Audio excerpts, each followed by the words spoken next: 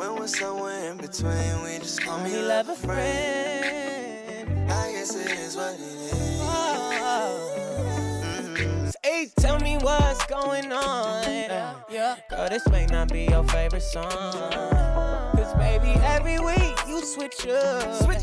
So make up your mind and let's make love. I love you so. Baby, all I wanna do is give you that life. You gon' love it by the end of the night. All I wanna do is put it in your HomieLoverFriend podcast. New episode. We're back. It's been a long time, guys. You're not gonna say the episode number? I don't know what episode number it is. Don't see. This is the shit I'm talking about. You go put me to the test. You say it every episode. Oh my god. What episode is it then? Since you want to. I never know. Okay, so let it. The episode that it is. Yeah, we've been going for a long time, y'all. But I'm gonna just come out with it. We had the vid, y'all. We had the Why you fucking say I'm gonna vid. come out with it like? Oh my god, that shit. The vid sucks, y'all. I don't know how we got it. That's the part that pissed me off. The fact that I don't know how I got it. And what's crazy is the two people that I feel like I could have gotten it from never responded to me when I messaged them and told them that I had it. I feel like I did the right thing. That's because they ass got it. That's what I'm saying. I feel like I did the right thing. I only was with two people. If I I didn't, got an idea who it probably was. Nah, I thought about it, but I ain't gonna put it out there. I got it from Mm-hmm. my hairstylist, Mm-mm. One of your clients. the new one. The young one. What young one? She ended up coming twice, didn't she? The purple nails. The young one with the drama.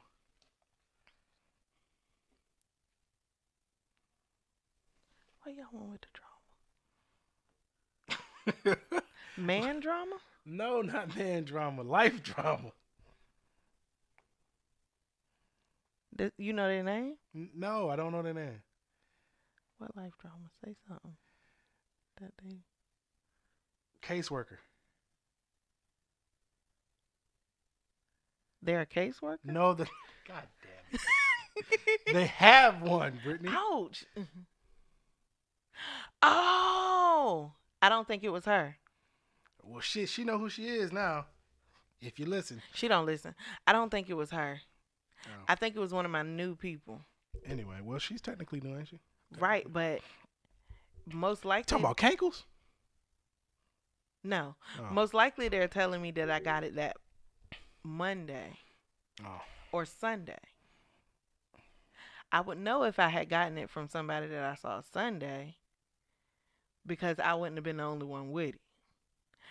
Monday, they said earlier that week, Monday I was off work and I went and got my hair done. And then Tuesday, I had one new client and I had my aunt. My aunt tested negative. I had my Aunt Michelle. She tested negative. But the girl who did my hair, I messaged her. She didn't say anything to me. And then the lady who came that Tuesday before my aunt, she never responded when I messaged her. So, and I didn't have symptoms until Thursday. All I know is I ain't get sick because I ain't take your sickness serious for real. That's why I got sick. What you mean?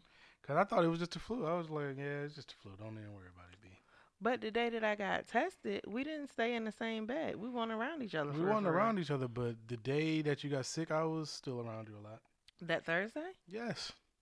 I'm pretty sure we were still kissing and all that other stuff. No, we weren't. We kind of were. But the fact was, I wasn't wearing a mask around you.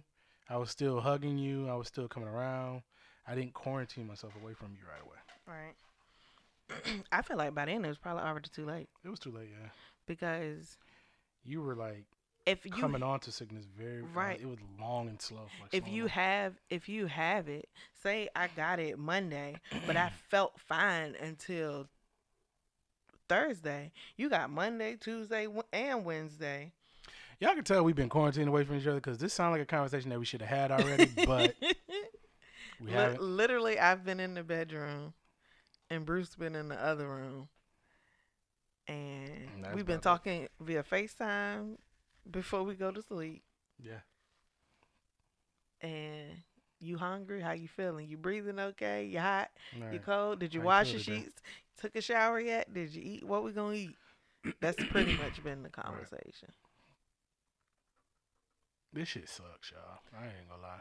Granted, it still ain't. I'm still not as sick as I was that the one time I was sick before COVID actually became a thing. Right. I That's still what feel like I was sicker. my aunt told me. I feel like you were sicker that time, and I felt like how you felt that time. Yeah. Cause like a But lot you of was pretty people, sick that time too, though. yeah, I was pretty sick, but I feel like I was worse This now, time? this Yeah. time, because then I was still moving. I was still getting up and doing stuff, and I had went to the old shop that I used to work at to get my stuff Mm-hmm. that day. I don't think I would have been able to do this until right now Mm-hmm. if it was the same way. Well, I think that's just because we knew what it was, and you was really, really like quarantining. We didn't know what the fuck it was last time. And plus, we just thought it was the flu. Yeah, I still feel like that shit was COVID. it was COVID, because literally we had the same symptoms. The chills, the not tasting it, even the smell that I keep smelling in my nose, that's the same sense of smell that I had the last time. Yeah, I didn't get it as bad though. Like I ain't gonna lie, I ain't had no super body aches. Yeah, Bruce Um, symptoms were I didn't have no cough really, this really light. time. I didn't have no sneezes really. Man, listen, I ain't have no don't even say cough. sore throat. I ain't had none of that. I felt, I I, did have body aches toward the end of my quarantine is when I started getting all my symptoms. I feel like, I feel like I was feeling bad Wednesday, but it just felt like a tickle in my throat. Like I needed to just keep going, like and then I didn't feel like I didn't have any chills or anything like that, and I was fine. But I also didn't have to work, so I wasn't exuding energy. I was just sitting around the house. And then Thursday came along, and I had two clients, and literally in between them clients, I was just sitting on the couch with my blanket on, and I didn't feel like well, let me cancel and not. It didn't feel COVIDy to me because I didn't have any COVID symptoms. I just needed to clear my throat a lot. So I was like, maybe I think I just have a sore But that's the throat. thing. Like that's how I felt when I got it the first time before COVID started. Mhm. I remember like it was yesterday. It was the day we went out to Top Golf with everybody, with all my coworkers and everything. Mhm. Um, that morning, I literally had a tickle in my throat, and I said, "Lord, please don't let me get sick." I knew it, and I was like, it was just one of them. It's one of them draining feelings, like almost like you're not necessarily drowning, but like when you got water that goes down the wrong pipe, almost. Mhm. And that was the feeling. I was like, "Damn, I'm about to get sick." I knew that's what it felt like. And by the time the day went by, it didn't hit me until we got to Top Golf, and like by the second time, I was out. Like I was literally sitting on that couch, like how you were in your shop, and I was like, "Damn, I'm sick." And next thing you know, I came home, got in the bed, and didn't get out for about 2 weeks, literally. True. But this time it wasn't Excuse as me. bad, but the symptoms got worse as the quarantine went on. The shit was weird, and as my quarantine is ending, that's when the shit, like literally, I had probably 4 more days of quarantine left. That's the day, 4 days before the end of my quarantine is when I couldn't breathe. I'm like, what the fuck, bro? Like I ain't Oh had none yeah, of that. yeah. You know But what I that mean? happened to me too. So like in the beginning, it was just chills and sweats. Like I would be sweating, but my body would be cold. Yeah, Or I had and then sweats I and would shit. get really, really hot. And then I would just start to sweat at night. And then Hmm. my body started aching. That was like the second day, that Friday. I was just real, real achy. And I was still getting those sweats. And then Saturday, I was achy and sweating. And then I just did not have an appetite. Like, I just didn't want to eat. He asked me what I wanted. and I didn't want to eat anything. I did have taste, but I didn't have any sense of smell. Bruce had got up and cooked a steak. It was smoked in the kitchen. It was garlic. It was onions. It was butter. It Mushrooms, was all that shit. mushrooms. And when I say the scariest feeling is knowing that you should be smelling something and not smelling Yeah, anything. and that's when I realized I was sick because I was like, I don't smell shit. Bruce walked in the doorway and he was like, "Baby, you smell anything?" I was like, "Not a peep. I was like, Not me a peep." either. I'm like, and I know this shit smell good. I know it's supposed to smell like Ken's walk up in this mug. All right. But anyway, we're not gonna harp on it, but god damn, this shit sucks. Cause we're still not over there. As y'all can hear, Brittany's still over here coughing like she down to about a pack a day. My ass over there clearing my damn throat. Ain't nothing coming up. Right. This shit just sucks. We were supposed to. We're both done with our quarantine as of today. So For real, what's today's date? 24th. Oh wow, yeah. So we were supposed to start doing video recordings of our podcast, But because if you tell follow y'all how I us look, y'all. on Instagram, you saw us post a picture of our new camera. And since then, no, it's just one. Since then, we bought a second camera. Follow our YouTube page. It's called Homie. It's a HomieLoverFriend podcast or just HomieLoverFriend? HomieLoverFriend podcast. On YouTube? Yes. Okay. Follow our YouTube page at HomieLoverFriend podcast. We only have one vlog up there right now, but we'll be doing vlogs. We'll be doing cooking shows, food reviews. We'll be just taking you all around. The next vlog pretty much will probably be on my birthday, because we haven't, like we say, we had COVID, haven't really been doing much. I vlogged myself a little bit today, but I don't feel like, it's enough footage for me to we can stretch it. For me to do. Well, it's difficult to do it by myself if I'm not talking about a specific thing. And Bruce didn't want to be on the vlog today, which I can respect, because the only reason I was fine with it, because sis got a new wig. And I'm out here looking like I chop lumber. And I looked half decent. But excuse me. Sorry. Yeah, so we got some I'm trying to figure out the vaccine. Yeah, fuck it. So at first we were like, I don't think we're gonna get the vaccine. We're gonna wait. We're gonna see how everybody else do. Maybe next year, when this, that, and the third. And then we got COVID. And it was like, listen. COVID changes a lot. It changes a lot. And it's literally like, I never had the feeling like, oh my God, I'm going to die when I had it. But it's not fun. Not being able to get comfortable. I've never been pregnant, but I can imagine that that's how pregnant women feel when they always say, like, I'm just ready to have this baby so I can be comfortable. Like, your body is achy. So when you're even laying in a bed, and we got a nice bed, it was just, I could not get comfortable. Or having to sit up because you can't lay down because you can't breathe. Having to sit with your arms on top of your head because you're trying to breathe. It just whole nother level of discomfort. So, all that to say, we decided we're probably going to go ahead and take the vaccine. And one thing that gave me peace about it was, I haven't watched the whole thing, but Kevin on Stage did a one-on-one conversation on his Patreon where he talked to a black doctor, and they were talking about the vaccine and all this other stuff. I have an aunt who's a nurse who was against not against the vaccine, but she was like very leery of the vaccine, and then she ended up mandatorily having to take it for her job. She didn't have any issues. One of our friends that we used to, not a friend, a girl that we know that we used to work with at P-Dubs, lives in California.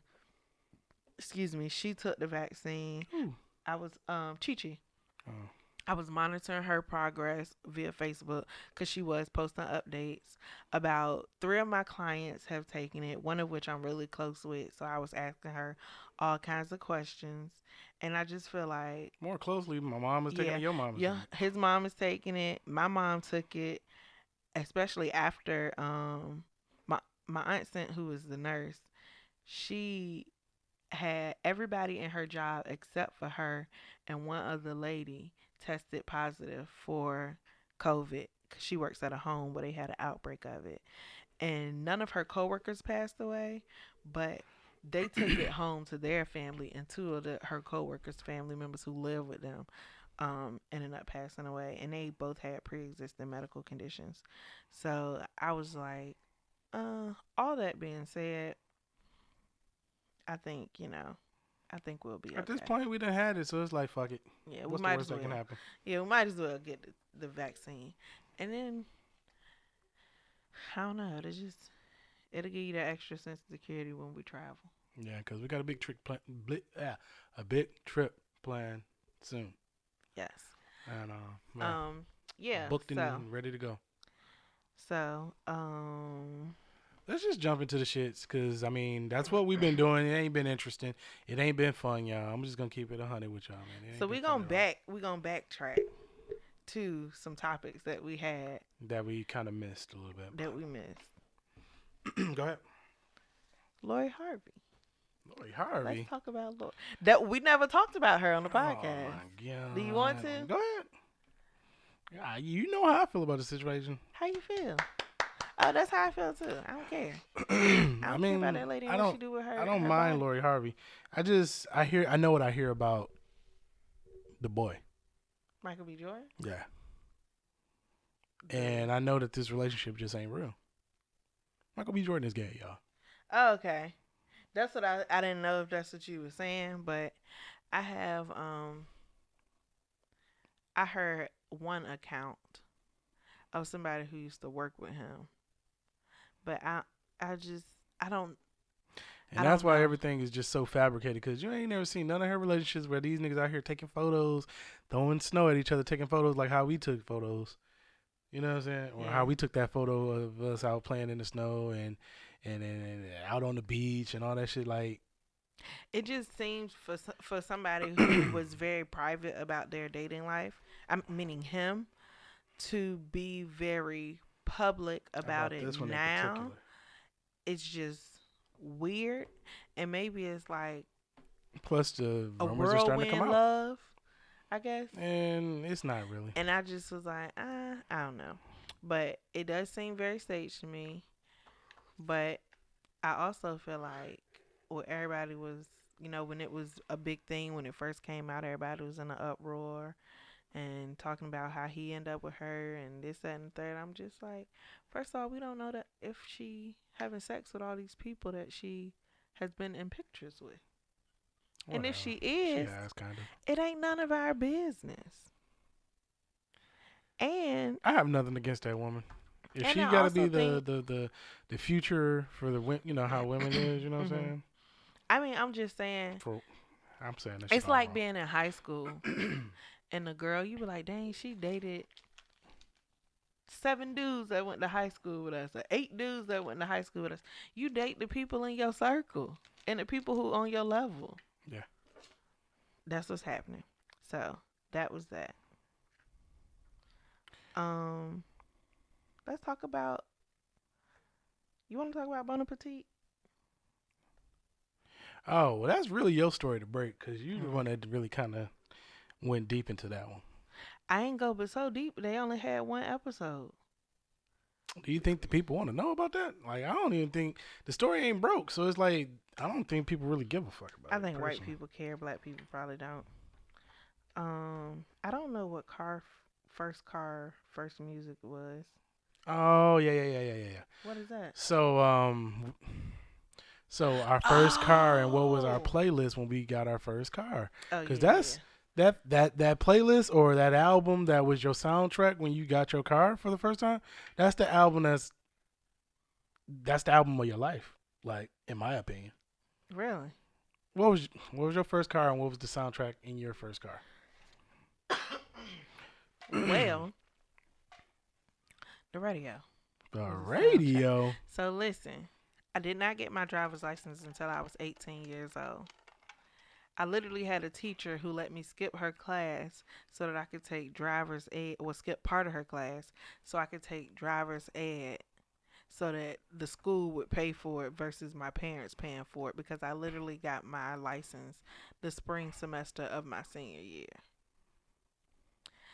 And I didn't get a car until I was maybe 21. 21.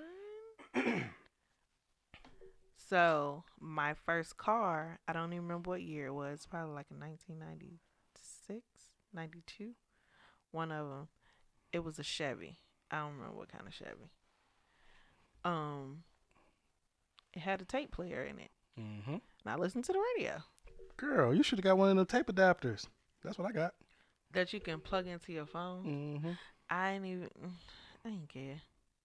That shit was Because important the to me. sound system was fuzzy anyway. I was just happy to have a car. But the thing is had you got one of them tape adapters, you would have realized your sound system wasn't that fuzzy. It was just fuzzy because it's radio. I couldn't, my back seat, if somebody was in it and they leaned and sat back, it would make my sound worse. For real? Because it would, whatever it was like muffled or fuzzy or whatever. You didn't have no soundtrack for your car, bro. I listened to 95.7 R&B. Okay, so when you That was got it. your second car, what was the damn soundtrack, Brittany? God damn. When you got a CD player. So my second car was The my Easy? Suzuki. Oh. It had a CD player in it.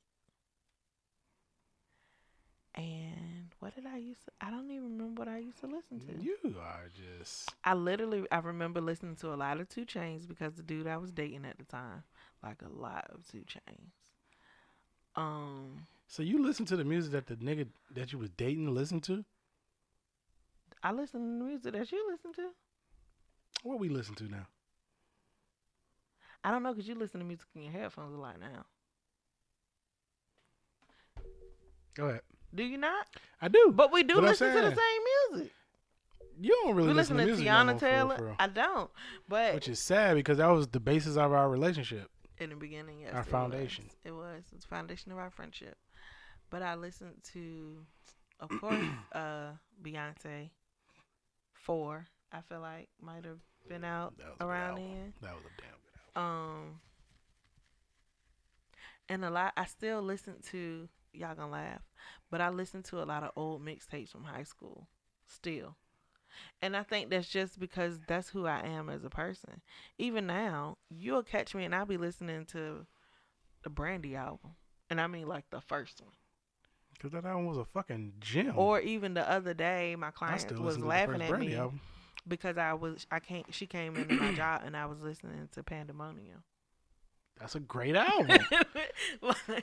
So it was like, I don't even know if I was listening to the music like of the times. Yeah, those are great albums. Those are classics. But I know for sure it was definitely a lot of Beyonce 4. All right, so I'm going to give y'all good shit here, guys, because this nigga over here don't care about memorizing anything. Like, she don't have no moments. She don't like nostalgia, I I guess. do have moments that I just never solidified. It wasn't like most of the time. The thing was, when I was sitting in those moments, I was not saying to myself, oh, this is going to be the one that I'm going to remember forever. This is the thing. I just, when I go back and I think about that time, damn, that was a great time in my life. When I think about riding around listening to music, because I didn't, even when I had my first car, I didn't drive it a lot because my parents' car broke down. So they would come all the way to my dorm, pick me up, drop me off at work, and then somebody would either bring me home or they would come and get me at 2 a.m. and drop me off in my car, and then took my car to their house because my dad needed to get back and forth to work. Hey, man, everybody done had to do some shit like that it was before. I ain't like, gonna lie, I did something like that. I didn't have a car until I had my own car. And even then, I was going to work and going to school. I wasn't out cruising with my friends hanging out. In high school, when we was driving around, cruising with my girls, it was a whole lot of Trey songs every day. It was Replacement Girl with him and Drake. It was old Destiny's Child albums that we would all just sing along to. It was Mad Nicki Minaj. It was Mad Nicki Minaj, Itty Bitty Piggy, Beat Me Up Scotty mixtape, and it was very, very much so anything on LimeWire that me and Tiara could find that won't out as far as Trey songs in my mind mixtapes. Like it was a lot of underground Drake, Nicki, and Trey. Those are songs that I have like I remember skipping school, calling my mom, getting permission to skip school, and her just being like, "You did all your work for the week?" I'm like, "Yeah." She like, "All right, let me know when you change locations. We going to the movies or wherever." What a prude. What you mean? Cause I called my mom. Called and asked for permission to skip. Cause I needed somebody to be able to sign me out, and she could do it over the phone. Yeah. Whoa. So it's not skipping school. Well, sometimes I didn't sign out because we had a side door. We had a okay, whatever. No, I'm saying like there was a door in I'll my let you have that. classroom. I'll allow it. All right, Liz. It might not have been skipping school. I was leaving school early. Okay, yeah, okay, because you probably was coming back from Votech or some shit. No, I was at Votech and I was leaving Votech. That's what I'm saying. And you didn't probably have another class. It was Votech all day. That's not skipping school. You were just done with school. It wasn't that Votech was over. We would just be bored. Right, you probably wasn't doing shit, so it was like, all right, we about to go. Anyway, I mean, we did the same thing in school, but I mean, okay, yeah, I skip school. Ooh. Anyway, so yeah, my first car soundtrack. First off, my first car, y'all, was a 1996 Buick Regal, all black. Now, mind you, I got that car in 2010, summer of my freshman year of college, and I literally just got rid of that car about a year ago. So that car got me through, goddammit. Like literally, I was courting Brittany in that damn car. I remember I got pulled over the first date I had with Brittany back in like 2012 or some shit. We got pulled over. I know, I'm just saying, but that car, I literally just got rid of that car about. So when we blow up, I might give me another 96 Buick Regal the whole when time. That's a classic. I want y'all to know who was here first. If y'all break up with me, get him a white girl. And he go Kanye West. I was with him shooting in the gym and I deserve half. First, continue with your story. All right, I'll let you have that. Anyway, though, so soundtrack when I first got the car. Now, granted, I did not want this car, y'all. Like, my granddad told me he was going to give me a car. I just knew I was going to give me an '05 Chevy Impala. I just knew it. That was my first car. Why did you know that? Just because that was the car that I just knew I was going to get. My boy had an '05 Chevy Impala. It was just the car I wanted, and I thought he knew what the fuck I wanted. Never in a million years I thought he was going to pull up. First off, the shit was a con because they had a sticker on it that said a 1997. And it wasn't a 97? It wasn't a 97. It was a 96. Because the body styles of Regals changed in 1997. I had the old body style. But anyway, though, I digress. So I get the car. I was underwhelmed, but you know what? Fuck it. After I got the car and I knew it was mine and I sold one of my game systems to get some gas money to get me through the rest of the summer or whatever the case is, I was happy, content, and the first thing I went and got me was an MP3 player and one of those tape cassettes that I could plug into the MP3 player. So, because I had a smartphone at the time, I think, I don't know, but that was before like Spotify and all that shit. So you really can only just play whatever you had on your phone at the time, I think. And I think at the time it was easier for me to just put my music on my MP3 player and just play it on there because I didn't want to use my phone. I had it set up where the MP3 player was like this armband, so I put that shit on the armrest around, like the armband around the armrest of it, and I literally had the cord coming straight from the cassette tape into the MP3 player, so it looked like it was supposed to be there, almost. soundtrack. So, summer 2010. Yeah, I know. Drake, Thank Me Later just came out, and I was still playing So Far Gone. So those were the two albums that bumped all summer. But when Thank Me Later came out, I was going through, I ain't gonna say I was technically, well, yeah, I was going through a breakup with my ex. I got a question. When did Anticipation come out? Anticipation came out like 08, 07, 08-ish. Yeah. That was the album. Don't believe the lies. All that shit, yeah. Dreams, don't be scared of me. That was on Anticipation? Mm-hmm. Yeah. Yeah, that was a good album too. But I ain't really hear Anticipation until later. But all I remember is I was riding with Butter. This was when I was still in high school though, and this is when I got hip to Drake or whatever, because he was playing Brand New, and he kept playing that shit. He just kept that shit on repeat, and I was like, dog. And then he had started playing something. I was like, nah, nigga, put it back on that shit. He bust out laughing over that case, because that's all I remember from it. Because I ain't know what he was saying. Because he was like, this here is on some truth. When I shit. tell and I was like, you, all I heard was shit. me and my best friend, the one who was on this podcast, Tiara, we talked about that binder. Everything was a duet. Everything was a duet. She would remix the songs. She got to remix the Brand New. Well, she was the version of Her to Him. Yes. What a time. What a time. What a time. So back to the breakup though. So that album got me through my breakup, because I ain't gonna lie, I was going through some things with my ex-girlfriend, my high school sweetheart. What song on the album was for breakup? It wasn't that the songs were for breakups, but it was just like the album just gave me it just had me reflecting and going through some shit, you know what I'm saying? Like, it just made it easier for me.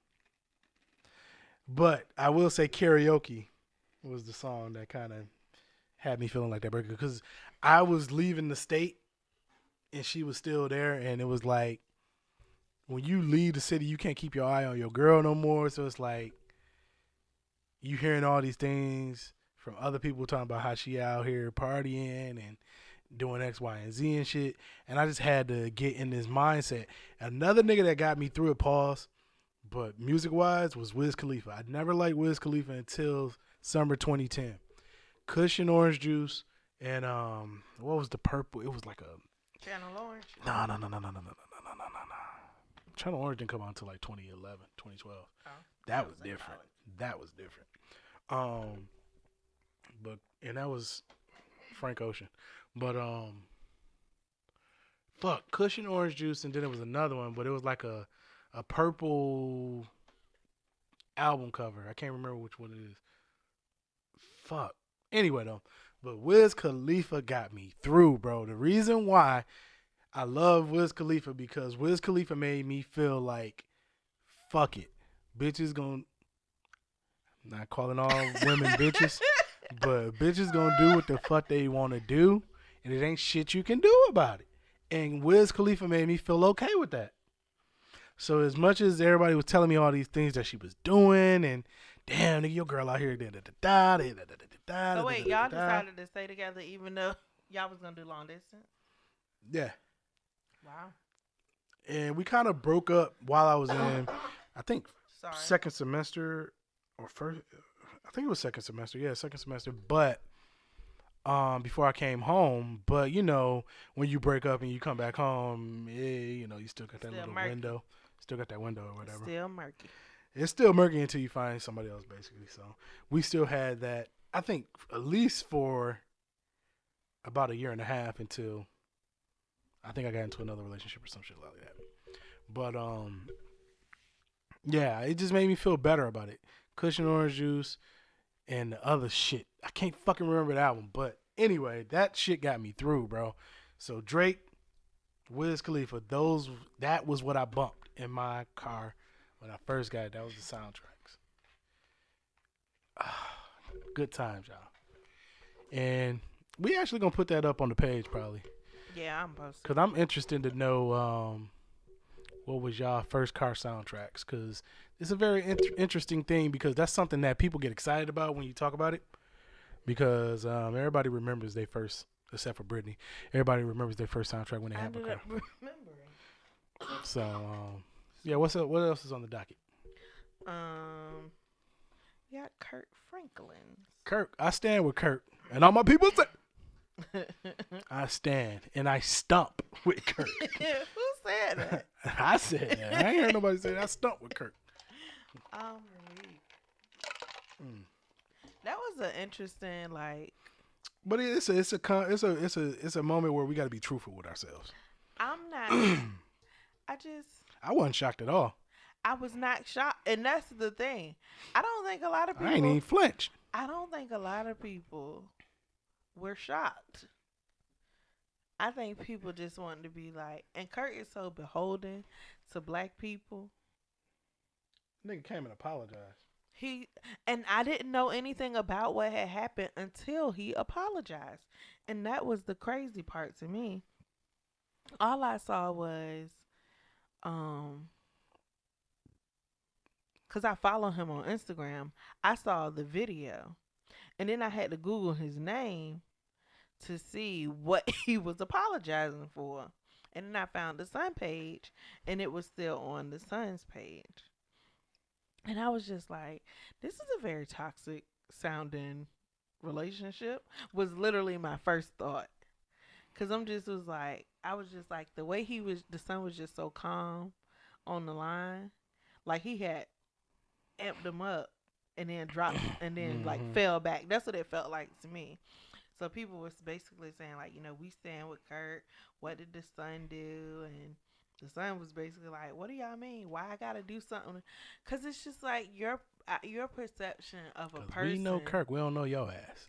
And that's basically what it felt like that people were saying. And then, of course, you had some people in the comments. See, everybody in the comments talking about they stand with Kurt. This is what church people do. They want to normalize stuff when it's them and da-da-da-da-da.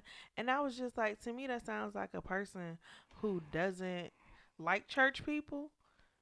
And we'll try to find anything. So any narrative that supports their thesis already, they're going to jump behind. Nobody's saying what he did was correct.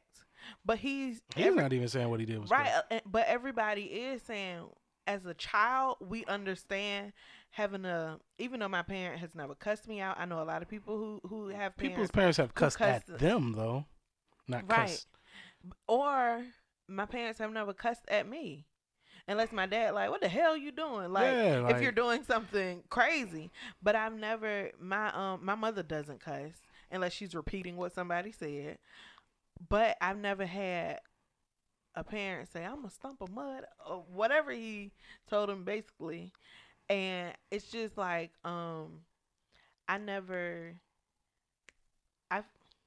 that's very loud. What's crazy is that they probably go back and forth usually like that all the time. But he just, you know what? This is my time. I'm gonna embarrass my father this way. Oh yeah, you saying like they argue back and forth, and this time he did his arguing, and that's what somebody else said. I want to hear the whole thing. What did you say? And I'm like, the world will never know. The world will never know. And look, man. It's what black parents do. I mean, and I ain't saying it's right. It ain't right. It ain't my business. But if your parents cuss, you probably done got cussed out before. Right. See, Brittany parents don't really cuss, so they ain't cussed me out. Right. But my parents cuss. But they have talked to me in a manner that made me just want to cry. Which is bizarre to me because I'm like, you would have never been able to take them cussing outs then. Who, me? Yeah. If I was used to it, I probably would have. That's what I'm saying. Because I'm like, if you could still have a conversation without cussing that make you want to cry, just imagine if the curse words would have been there. All right. You would have cried. But I'm just like, I don't think I ever cried. I probably was laughing the whole time because the way my mama cusses is hilarious to me. But I don't know. I was probably laughing on the inside, but I don't know. Maybe I wasn't. I don't know. I never took it personal. I don't think any black child, well, I'm not going to say any. I feel like some don't. I feel like some you do, take some it personal when there's already an underlying issue. Right. Like he's the oldest child. He's not a child with Tammy. Is that still going? Yeah. Oh, he's the oldest child. He's not Tammy's child, which is Kurt's Wife. current wife. So it's already a sense of an outsiderness there, probably, and that being is going to spoiled. be at the bottom of Probably been spoiled his whole everybody's life. relationship. What I didn't like was after that situation happened, his sister, Kurt's daughter, got online basically saying, saying her piece. And it's just like, let's not make this a bigger public issue about y'all family situation than it needs to be. Yeah, because your father done already apologized and diffused it. We don't need no scandal with Kurt, especially if it ain't no scandal. Like, if it's got anything to do with parenting and the kids and all that shit, y'all can handle that. That don't need to be in the public eye. Right. Because everybody already got enough opinion about everything as it is. And that was his one of he was on Tamron Hall show, basically saying like he tried to keep that aspect of his life private as far as his relationship with his oldest son, because they're still working on it. It's not like, I feel like it's he ain't never different, put on and made it seem like he was father of the year. but I also feel like actually they've honored him on that they call me dad show. But I feel like a lot of times, especially when people use situations in their life as a ministering moment, it's something that has already passed and something that has already been handled and has already been healed from mostly and moved on. The same way, like, we found out about the Jay-Z and Beyonce, situation. They made a whole album about it, kind of addressing it after they already worked through all of those issues. Mm-hmm. So I feel like that Maybe would be had more it got worked out, he may have actually right, and came then they clean could do about it together. Like, we're a father and son who used to have Thing issues is, and this, that, and the is that third. nobody could really feel any sympathy for the son there just based on how he came about doing it, because it was just is as wrong as his father talking to him in that manner. It was wrong for him to record his father knowing who his father is. And I feel like you have an uphill battle anyway. I mean, I don't think anybody is above. You're not going to get your respect by doing that. I don't think anybody is above the internet and like cancellation, but it's some people that it's just harder to cancel than others. And Kurt's been so much to so many. It was people. almost like trying to cancel R. Kelly, but the thing with R. Kelly was it was just like, all right, like, nigga, this How is shit that is almost? Cause the thing is people hear me out. I'm hearing. I wasn't done talking, but I'm hearing. Go ahead. I'm sorry. With R. Kelly, it's still people who are on the fence of canceling him or not. Still to this day, even though you know what he did was fucking flagrant as hell, and you have to cancel him. But it's just like, if we feel on the fence about fucking R. Kelly, or some people feel on the fence about R. Kelly, then with somebody like Kurt Franklin, then it's going to be a no-fly zone. You know what I'm saying? Because it's not easy to cancel those people who are that influential and play that big of a role in people's lives like that. Like, the reason why it's so hard to cancel R. Kelly is because of how big of a person that he is. Okay. He's, you know what I'm saying? You know understand what I'm saying? I Like, hear you and I understand what you're saying. I just don't think that you should compare the two. Well, I'm talking about just in canceling. Yourself. I'm talking about as far as canceling goes. Goddamn, I ain't talking about what R. Kelly did, comparing it to what Kurt Franklin did. I'm talking about as far as canceling somebody. I'm saying that musical influence is on the same level. Those two musical influences is on the same level. I understand what you're saying. All right. Niggas can't bring R. Kelly is almost like saying Adolf Hitler. I'm just saying. I understand. I literally just said I understand what you're saying. All I'm saying is he means too much to too many people. Right. Wait. Thank you for clearing what I was trying to say. I'm not clearing up what you're trying to say. I'm saying what I'm saying. He means R. Kelly. Kurt Franklin means too much to too many people, and what he did wasn't flagrant in a lot of people's eyes. Right. So you got to come harder than that.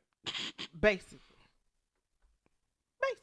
You got to come with some R. Kelly level shit to We're get canceled. not putting R. Kelly and Kurt Franklin in the same sentence. Moving the hell on. Moving on. What you're not going to do. All right, I got you. You ain't GP. He loses GP membership, Kurt. Anyway, though, yeah, we stump with Kurt. God damn it. And I said stump. All right. What else is on here? Let's get straight to this. Are we gonna talk about T.I. and Tiny and how they done fled the fucking country? No, I don't care. They ain't flee the country. They in LA. I don't care. It no. was a joke, but because you can't flee the country right now, so you're going to the next best thing. What? Another coast? I'm What's sorry that for damn? smacking y'all ear, but I'm hungry. What's that damn city in Mexico? Tulum. That's where everybody else going. Oh, That's shit. not where they are. But I know, anywho, I know. we're not talking about them because we already talked about them. Them niggas laying low though. Shit, kind of funny. Moving right along. So today, y'all, The T. the shit has hit the fan. What she call him? Derrick Jaxon. I can't even say that shit. That shit is a tongue Your twister. lisping away. Yeah, my lisping away. Derrick Jaxon. When I tell y'all, Brittany can't stand that motherfucker. no. Go ahead and say Hold it. on. Admit it. Live your truth. Baby, can I finish my sentence? Go ahead. Jesus Christ. When I tell y'all I didn't care nothing about this up until 2 hours ago. You made those sun chips look good. They were good. I didn't care not a darn tootin' thing about this man and whatever him and his wife is going through up until 2 hours ago. Because I knew we was going to talk about it. I had been avoiding watching the videos of him apologize. I have been avoiding watching videos of his wife. Stand by your man. I've been avoiding people's commentary on it. And they just keep dropping video after video. So I was like, Bruce, do I need to watch this so we can talk about it? And he was like, yes, we need to talk about it. So go ahead and get your knowledge. The reason why we're recording this podcast so late, I'm just saying like late into the night because it's like 1 o'clock in the morning right now, is because I found a lady on YouTube called Unwind with Tasha K. And I'm a sucker for receipts when it comes to being in other folks' business. I don't care about your business, but I will look at it if it's some receipts involved. You are 50 million miles away from the mic and crunching like shit. So, for those of you who don't know, let's get you up to speed. Derrick Jaxon is a guy who is basically a self-proclaimed relationship expert, I guess. I started hearing about him around maybe 2014, 2015. He was like, when Instagram kind of became a thing, I feel like it was him that I would see quotes from all the time. Because, everybody used to do those little, meme type quotes. It would be him. It would be, dang, what is the other man's name? Who's from Chesapeake? I can never think of his name. You just said his name earlier. I know it's somebody Junior. Rob Hill Sr. That's who it is. So it's somebody Gaskins Jr. who has them. Rob Hill Sr., Derrick Jaxon, all of them to me are in the same kind of vein. And basically, it's the act like a lady, think like a man type of advice that they give you, which is kind of ironic that I got this shirt on today. So I have a shirt that has who is this? Mary J. Blige, Lauryn Hill, and Erykah Badu, and it says the heart, the mind, and the soul, or whatever. All three artists that I like, and it happens to be a shirt that Derrick Jaxon used to sell, and I've had it since like 2015. So, what happened? What you mean? Because that mean that you was a fan at one point. No. So, I was not a fan. You know how Facebook has always had like targeted ads and stuff. So I would see him pop up on Facebook, and then I saw I would see his books, and then I saw he was selling merch, and this was a shirt that he had on. Cause like if you ever watch his videos, it's him sitting in a car, and then it's like the big white meme font. Mm-hmm. So it was like new merch for sale, and then it was him with this shirt on. And usually he don't have stuff on his shirt. Like it'll be like a collared shirt or a tank top, like he just got finished, working out or running. So when I saw the shirt that he had on, I was just like, oh, maybe that's new merch. Clicked on it, it was new merch, and I purchased it. So, anyway, I say all of that to say he's been around for a long time. He's very polarizing. Some people like him, some people don't. I happen to fall in the category of the people who don't and who are indifferent towards him and his advice, because in my personal opinion, I don't want you telling me to do nothing. I don't like people telling me what to do. That goes for anybody. I don't like people telling me what to do. I quit my job and I chose a career where I'm my own boss because I like doing what I like doing. Even when she's wrong. You can add your personal feelings to that. It don't make me no damn mind. And I also feel as a woman, I don't need a man telling me how I need to act as a woman. Or a woman. A lot of times, we as women know right from wrong. We know we ain't supposed to be with that trifling Charles. We need to leave Charles alone. But we don't want to. Me and my friends have a thing within our friend group that says, you ain't tired until you're tired, and only you know when you've had enough. So I don't care how much preaching you want to do from your car, from the pulpit, from the mountaintop, from the garage about what a woman should or shouldn't do. They gonna do what they want to do. Point blank in the period. So I have read what's Steve Harvey book? I Like a Woman Think Like a Man. I read that and I was just like, whatever. Read Tyrese and Rev Run book when it came out, and I was just like, okay, see now at this point, everybody's always talking about women and y'all need to value yourself more and don't accept this from a man. How about if you're a man, you speak to a man and you tell them what they need to be doing to get the woman that they want. But it's all marketing because men ain't buying them books. It's marketing. Women are. Thank you. And I'm not. I'm glad you understand that. I'm totally aware. And I don't care. I don't care for your opinion on my womanhood. Thank you, but no thank you. Well, y'all always want to know what's in the man's mind and what we're thinking. And for that, I have male friends who are in my life. You ain't gonna or listen to used to have. And I damn sure ain't going to listen to Derrick or Rob Hill Sr. or nobody else. So if I don't listen to people I know, y'all already know how I probably would never listen to somebody I don't know. So to be honest, I think everybody was waiting on this moment to happen. We all knew in the back of our mind, kinda. Okay, so that this nigga wasn't shit.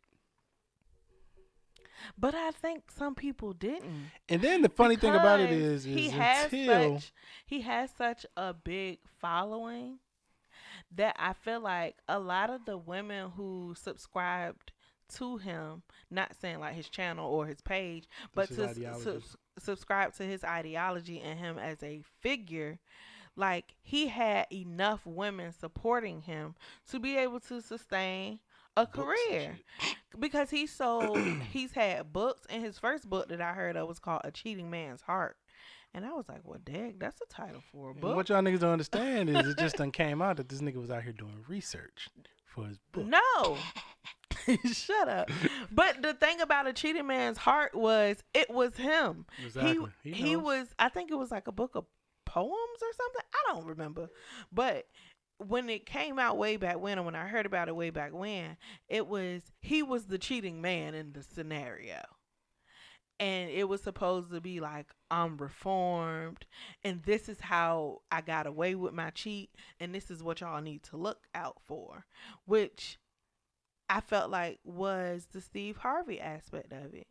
Mister, how many failed marriages and relationships have you had before you found the right one and then decided, oh, because I found the right one And or I'm the one 70 that I years like old enough, now. and I'm, like you said, 100 years old, and now I'm gonna give all the game away. So I'm just like, okay, whatever. Anywho, al- allegedly, I guess, or it came out I was saying, that allegedly, no, this is factual. Factuals, it according to came Miss out that he Tasha. had been cheating on his wife, and a lot of people was like, "Oh, wait, what? He married?"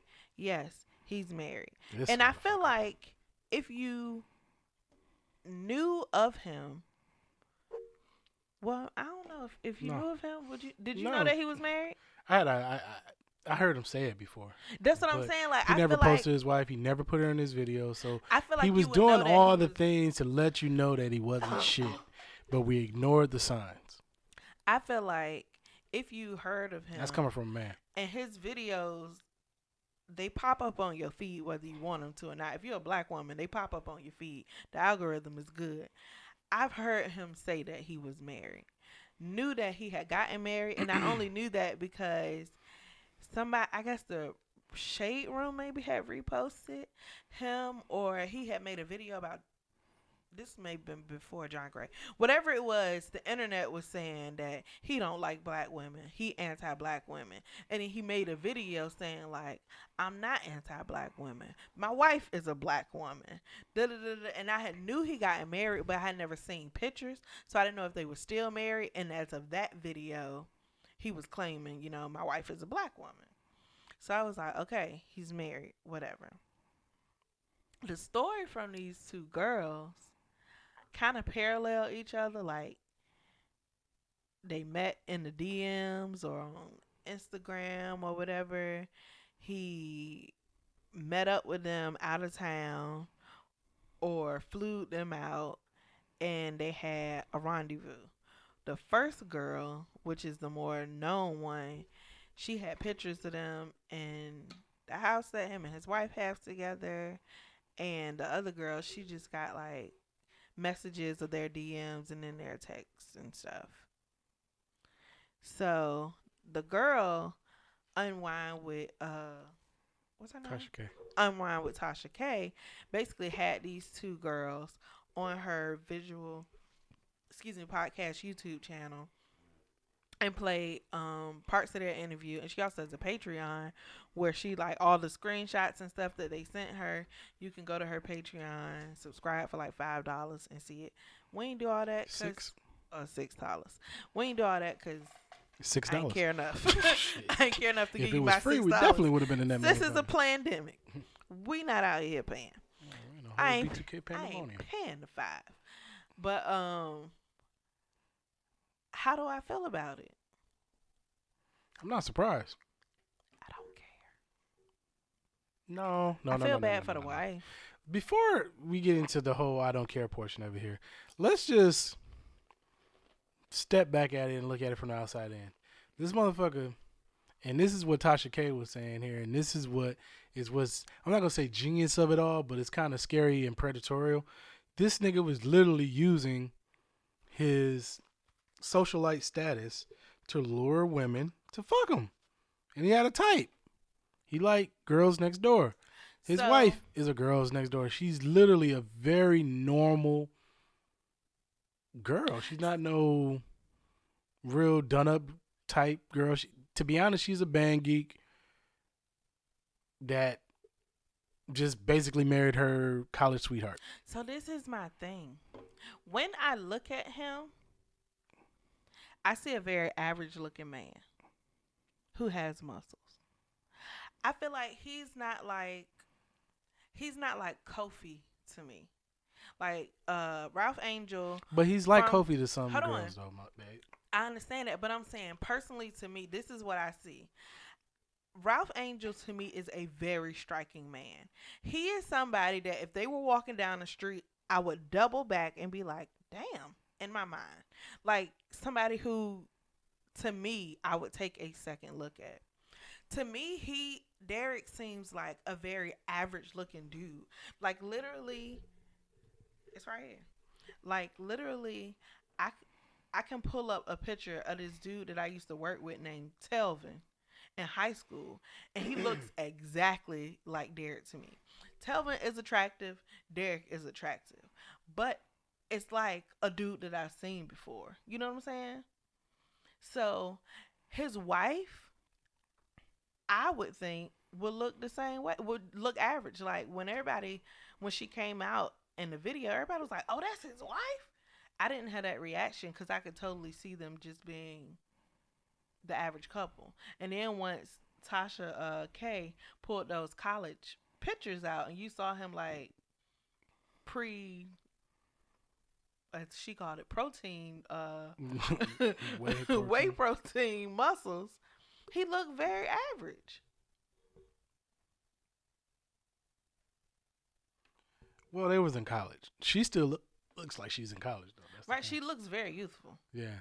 Very, very youthful. Like he kind of grew, but that's the. I feel like that's the social status, I guess you could say, or the money, maybe. I don't know. Right.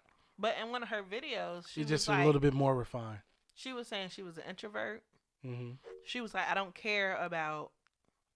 He married his day one, y'all. Like on some real Right. shit. She was like, I don't care about this stuff. But I feel like LeBron James married his day one, and when you see his wife, she leveled up with him. Right. You know what I'm saying? But his wife still kind of looks normal too, though. She does. I mean, she didn't get her body done and all this other Right. stuff that you And would expect. yeah. But when you see her, she's always very well put together. Yeah. She would have never addressed the nation with a bonnet on her head. Right. Granted, it wasn't a bonnet. It was one of those little tam hats. But I just feel like, fuck how the wife looked. That ain't got shit to do with it. No, I'm just saying. I just feel bad for her. I definitely feel bad for her. Because I feel like she's in a place where this nigga literally, he can still mind F her. Oh yeah, that too. She just moves like. Because on some real shit, that's probably all she know. Is him. I mean, she would be in her mind. They've been together too long. She would be in her mind saying, in my opinion, do I get any better than this? And I'm not talking about looks. I'm talking about connection and comfort. Let's talk about looks too. She's a very pretty woman. We ain't talking about her. We're not talking about. That ain't got nothing to do with her. She can level up and get another guy. But the thing is that she damn just about got the type of guy that every girl wants, looks wise, on paper. Yeah. He's muscular. He's chocolate, dark skin, whatever the fuck y'all call it. He keeps himself well groomed. Okay. And he was talking all this shit like he was the perfect guy. From the outside in, every girl thought he was the perfect guy. Right. And in her mind, he was probably the perfect guy.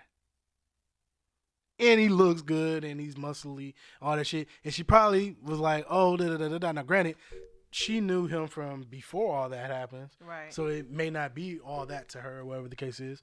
But from the outside looking in, just think, when you go on her Instagram page and you see pictures of them two together, that's all you see is like, girl, you got the da-da-da, you hit the jackpot, da-da-da-da. Right. That's literally all that people say to her. I feel like they're lusting after her dude. I feel like it's more of like, I got a prize from her perspective. And also, this is somebody who I'm just this is all I know. Used to being with. This is all I know. Right. 14 years. She's probably only 30. That's crazy. That's half your life. Get out, girl.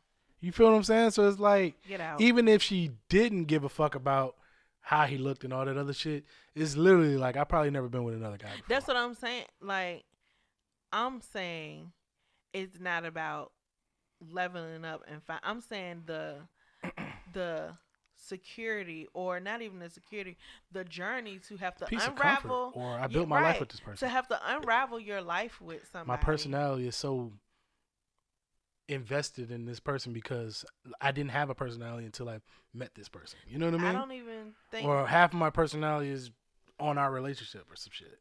I think it's more so I have to unravel my whole life with this person. Right. You got so much and time. then I'm gonna have to start all over with who you are somebody invested in else. somebody. And then I'm gonna have to see him every day I'm gonna wear. Mm-hmm. And it's like it's just gonna be a constant. It's gonna be more work to undo this relationship. Even though she said like she left and went to her mom's house and it was over, because they got married after breaking up for infidelity. I feel like he knows exactly what to say. What to say to her to make her feel. And like, y'all can see it in the videos. Like he's a very good orator. He can talk a good game. And to somebody who, I don't want to call her weak, but to somebody who's vulnerable, you can see why you would stay. And you can tell she's a church girl and a band geek. So a lot of times when shit like this, it's the Paige effect. For real, I was just about to say. This is Paige and Chris. I was just about to say I haven't heard anybody link them. Weaponized. No, I'm saying link them together. Oh, yeah. I haven't heard anybody say this is reminding me. But when Who's I Paige first and Chris? started watching it, I was like, That was the and first when thing I that hit my watched mind. that video that I sent you earlier when she had the hat on and she was talking about why she came out and that he didn't force her to, I was like, oh my God, this is Paige. Mm-hmm. Paige. And he being ain't shit just like Chris. And she's not, I'm not necessarily going to say weaponizing scripture and religion, but she's using it as a comfort and as a cloak. And what strikes me covering was herself in religion like, to justify. He was like, he wasn't saved until a year ago. And I was like, I wonder if both of them. No, you can tell she was a church girl from the start. And I'm just like. But if you look at her Instagram right now, you can just tell, like old girl said, you can tell it's a girl who's hurt, lost, or trying to find comfort in something. And she's finding comfort in religion and peace in religion, which is fine. But at the end of the day, a spade is a spade and your nigga still ain't shit, no matter what scripture say. Or no matter what scripture he try to use to justify his doing or tell you that it was your fault. What's so crazy is or something that you can fix. This past episode of what's the show? Married at First Sight. When they were supposed to be having Bible study, Chris brought up Corinthians 13. And basically it's the scripture that a lot of people use at weddings. Love is patient, love is kind, love does not boast, love keeps no record of wrongdoing. When that nigga said love keeps no record of wrongdoing, nah, nigga, we keeping all records of your bullshit. I was just like, this is what. First of all, y'all known each other 3 weeks. She don't love you, so those rules do not apply. Don't apply. That's first things first.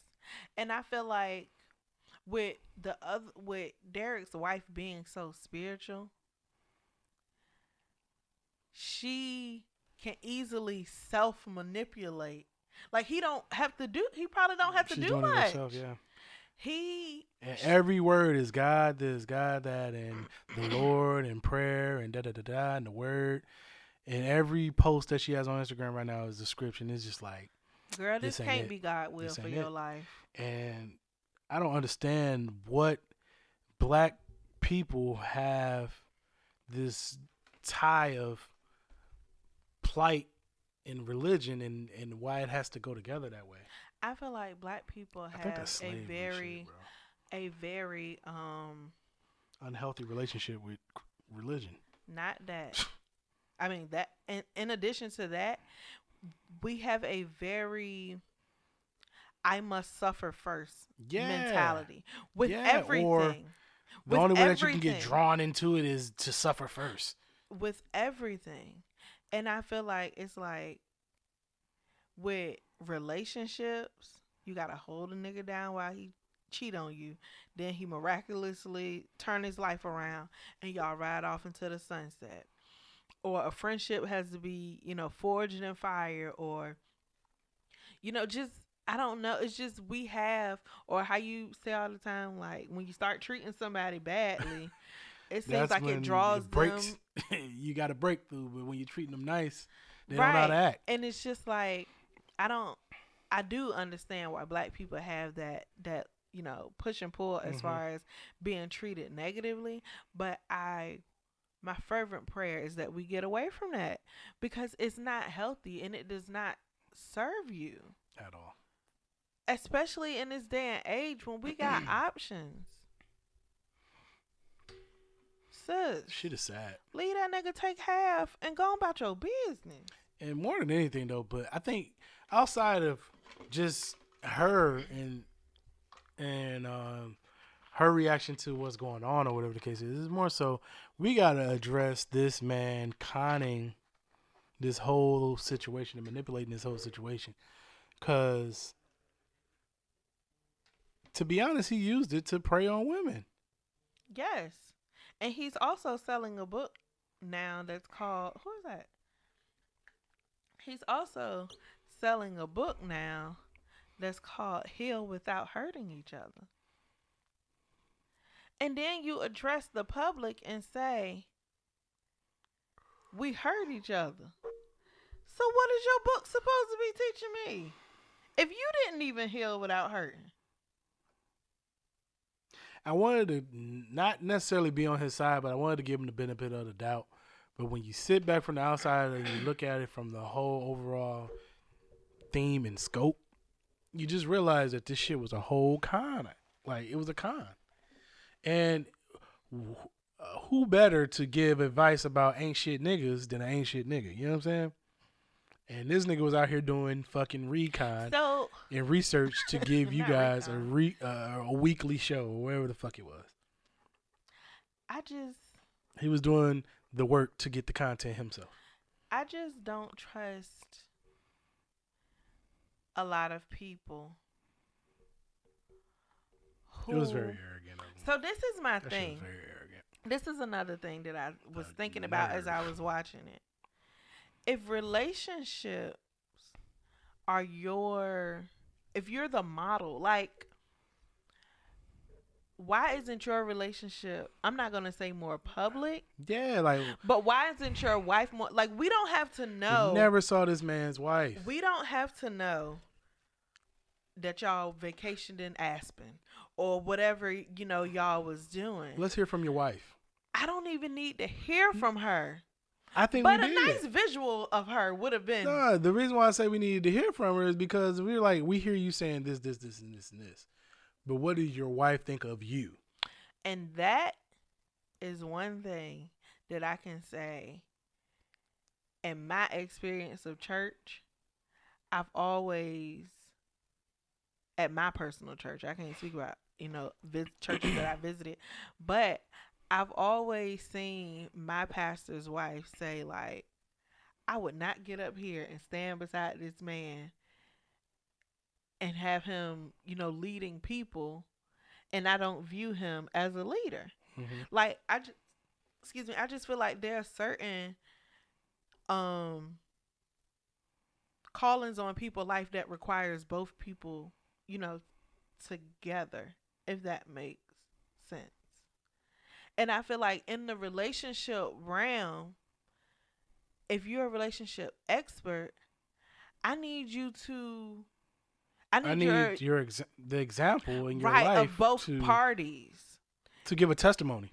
And personally, for me, I don't need you to even be out to be talking, to be whatever. But I need to see your wife on your arm at all times.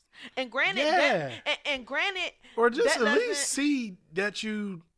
Show you loving on your wife. Right, that's what I'm saying. And granted, you never saw him loving on her. And granted, that doesn't mean that you're not going to cheat or you're not going to be out here doing dirt.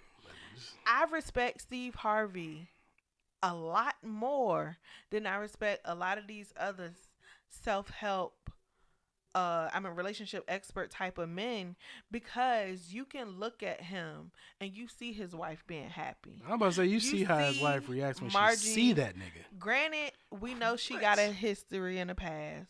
When she saw that nigga and she jumped in that man's arms. You don't do that for a nigga who not taking care of you. Who not doing you right. You know what I'm saying? And it's also, as a man, if I'm showing you the way, I need to see the way. She jumped in that nigga arms like she was about 20, 22. He talked about Steve Harvey talked about it on Ellen about him surprising her, and he was like, yeah, she jumped in my arms like a grandbaby, and he was like, I gave her but a little pat to say, okay, get down now. She didn't want to get down, but it's just like, I respect that, because that you gave the appearance of a happy relationship. Yeah. And even if Marjorie never was a public person, never came out and spoke, you see pictures and videos of them together. And then for him to just be so hypocritical with the whole John Gray situation. Yeah. And he had to. Well, John Gray is an example of the shit not being what it seems, though. Right. But it's also, but you out here harping on the nigga who you choose the videos your life that is you a do. Straight up parallel. You choose the videos that you do. And you're up here talking about this man doing X, Y, and Z. And what the side chick said was, he had posted a video where he said a friend asked him, if I'm separated, should I be living my best life? And he said, no, I don't think so. And according to the side chick, she at the time that they had their little fling or whatever, thought that he was separated. And she was just like, but you telling somebody not to live your best life and they marriage isn't fully dissolved, but you're out here doing so. And she was just like, that was very hypocritical. A lot of this, you can go back because of his subject matter. Everything he said now is going to be, you could look at it with a hypocritical lens. Well, the good news is now that he can start fresh. But the thing is that, who gonna listen? Oh man, you gonna have some. I understand that you're gonna have some diehard fans who just gonna be like, well, this is our opportunity to get the perfection that we're looking for now. Right, but I don't know. I feel like he said he preyed on a lot of. That's the part I don't like. He preyed on a lot of women's insecurities. Or just the fact that he played that shit like an ain't shit nigga. Through and through. I never post my wife. She's always away on vacation, or doing other stuff, or just traveling, or being with her family, and she leaves me back. So I got this place, this condo, all to myself, where I can bring girls there. Bro, he had a whole nother house. The appearance is that I can say that that we're separated. One, and people gonna believe it because I don't post her. So I'm moving like a nigga who's trying to put on as if I don't have a wife. Right. He was moving like that. So that's what makes it where I'm upset about it. Because I'm just like, nigga, you were married this whole time, but you were moving like a nigga that was not married, bro. Like, when you're married and you're doing this work, you got to be Steve Harvey. You got to be John Gray. You have to have your wife there at all times. It's just the way it is. He literally he was allowed to move that way, and then we're surprised that this was the outcome. I'm not surprised. And my thing is, any girl that fucked with him and shit like that, I can't understand it, because I'm like, you supposed to do your Googles. I don't know women like that. I feel like as a woman, there's only a certain amount of wool you can pull over my eyes. Yeah, that's you know what I'm crazy. saying? Like, as a woman, or at least I'm gonna just have an eyebrow up, and then I'm just like, at this point, I don't give a fuck no more. As a woman, your head most of the time is on a swivel. When old girl said, I met him, he said they were separated. He flew me out to Miami. I was hanging out with him and his friends. That to me would not have been a red flag, because there's been times where I was like, this nigga got a girlfriend? Like, I was around his mama. You know what I'm saying? Or he's cheating on me. I know the other girl, was around his mom and she knew, or just their people. It's just like the audacity of you to be bold enough to bring me around your friends when your friends know that you're married. Granted, your friends probably won't tell me, but you're comfortable enough doing dirt that you bring your dirt to your doorstep knowing that it's not going to cross the threshold. That's the level of ain't shit nigga that he is. That's a level 8 ain't shit nigga. Okay, so that part I'm like, whatever. Not whatever, but we tracking. But when she went to his home that he shared with his wife in the bed and saw the pictures still up saw her clothes still in the closet, saw her toothbrush and her toiletries still in the her spot of the his and her dual vanity. And you still fucked them, sis. You still laid in that bed? At that point, I would become uncomfortable. Because it's not like we're in a hotel in a whole nother state away. Like how she said, like, it was his birthday and his wife wasn't there. He was with his, friends or whatever. They was with, they girls. It was just like, that to me can be understood as, y'all got to be separated. Like, who don't want to spend, your spouse's birthday, with Right. them? That He to played me the is, shit like a. that he to me played is that one shit. thing, but walking into somebody's home and seeing pictures up of I'm them not and their comfortable. whole family, that to me as a woman would make me so uncomfortable. And they said she was Even if they like, really were separated, I'm still that not comfortable. still would make me uncomfortable. Or you It's just me, don't give a fuck, right? and that's different. Then that means that he ain't shit, you ain't shit. So But then we you ain't gonna shit together. you know what gonna I'm get saying? up here and tell the story like Yeah. the victim. I understand you're a victim, but I said to a certain extent, You was a victim for some of it. right? I said the trip when I was around your friends and I bought my girls and y'all flew us out and we was cool. Victim. But then, just in general though, even if you know the type of work that this nigga do, the separated shit, I can't. Cause I'm just like, nigga, this is the type of work that he does as far as going online and talking about what women should be doing. This is da. These are red flags. You should be looking at the signs. This, and this, and this, and this.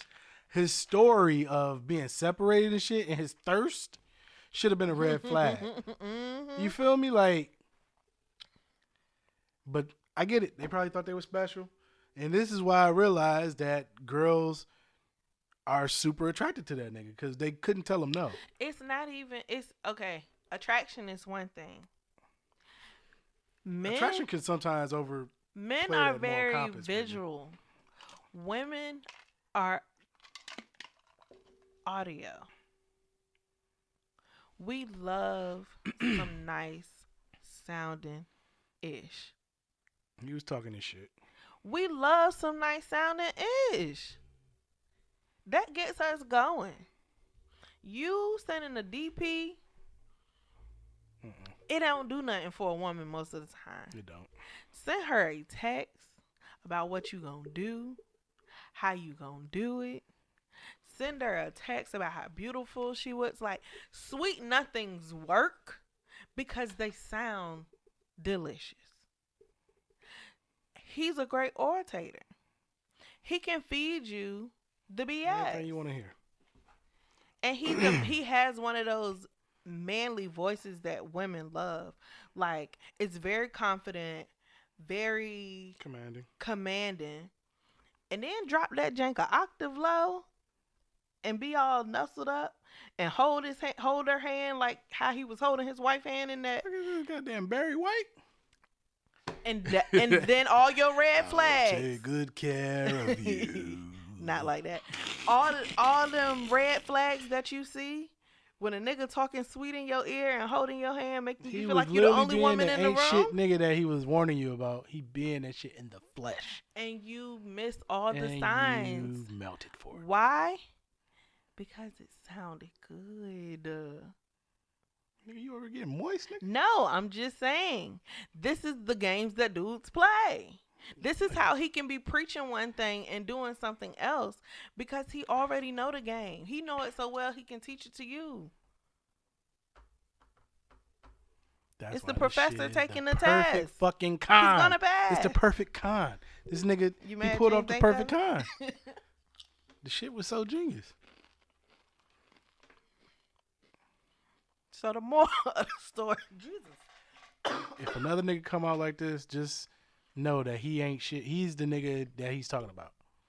And when she More than said likely. she got tea on another guy just like him, I was like, who's she talking about? I thought she was talking about either Steve Harvey or Tavis Smiley.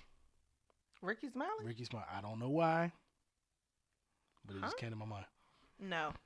I thought she's talking about another Instagram person. It's either Rob Hill Sr. or Tony. But them niggas ain't in the spotlight no more, are they? The other guy is. Excuse me. All right, so I think that's all we got for the night.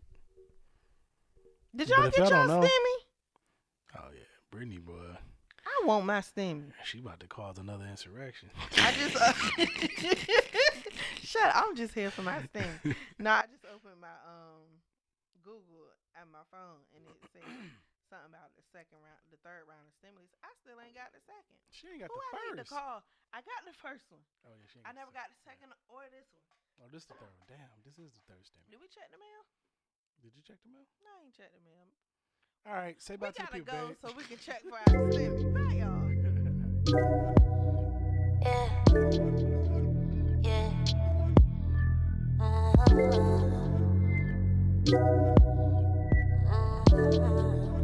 Music major. I see you looking with your lurking ass. Boy, you so late, get out the past. Watching me walk away, you want it back, I know, yeah, I know. Heard you been asking my friends about me, trying to see where I've been, trying to see you on with, trying to slide back on the slick, yeah. I know you mad and your feelings, yeah. You was sleeping on a K, yeah. Now I got you feeling sick, and you madder than a bitch, yeah. Boy, you messed up, now you back like a boomerang. Sorry to say it's nothing you offering. I let you go, so baby, just go away. I hate to say it, but shit ain't the same.